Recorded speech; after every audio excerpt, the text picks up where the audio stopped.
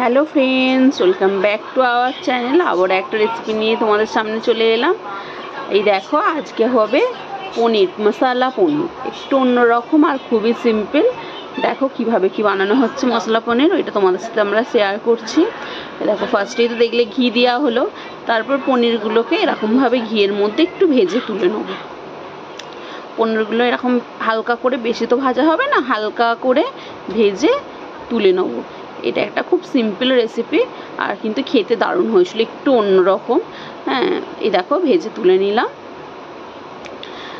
তারপরে এই দেখো ওই তেলের মানে ঘিয়ের মধ্যেই একটা তেজপাতা আর একটু গোটা জিরে ফোড়ন দিয়ে আর গোটা গরম মশলাও দেওয়া হয়েছে। গোটা গরম মশলা দিয়ে এই দেখো টমেটোকে গ্রেট করে নেওয়া হয়েছে। গ্রেটারে টমেটোকে একটা টমেটোকে গ্রেট করে, মিডিয়াম সাইজ টমেটো গ্রেট করে দিয়ে দিলাম। এই দেখো গুঁড়ো মশলা দেওয়া হবে ওর মধ্যে। গুঁড়ো মশলাগুলো দেখলেই লঙ্কা গুঁড়ো, হলুদ গুঁড়ো আর জিরে গুঁড়ো আর ধনে গুঁড়ো, এই দেখো দিয়ে এবার এইটাকে কষাতে হবে। আর একটু যাচ্ছে দেখো আদা বাটা দিয়ে এরকমভাবে দেখো কষিয়ে নিতে হবে। একটু এটাকে টাইম দিয়ে একটু কষাতে হবে।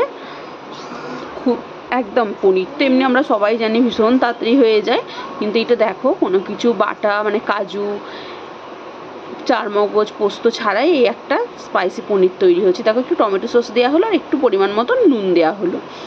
এ দেখো দিয়ে কষে গেছে। তারপরে একটু জল দিয়ে দেওয়া হলো, পরিমাণ মতন জল দেওয়া হলো। পরিমাণ মতন জল দিয়ে এবার পনিরগুলো এতে দিয়ে দেওয়া হলো। এতে আমার 250 পনির আছে, তো এরকম পনিরগুলো দিয়ে দেওয়া হলো। আর উপর থেকে কাসুরি মেথি এরকমভাবে ছড়িয়ে দিলাম। তো পনির আজকে আমাদের রেডি। তোমাদের ভালো লাগলে তোমরা অবশ্যই ট্রাই করো, আর ভিডিওটা ভালো লাগলে লাইক, শেয়ার আর সাবস্ক্রাইব করতে ভুলো না। তো আজকের মতন টাটা, বাই। আবারও একটা নতুন রেসিপি নিয়ে তোমাদের সাথে দেখা হচ্ছে।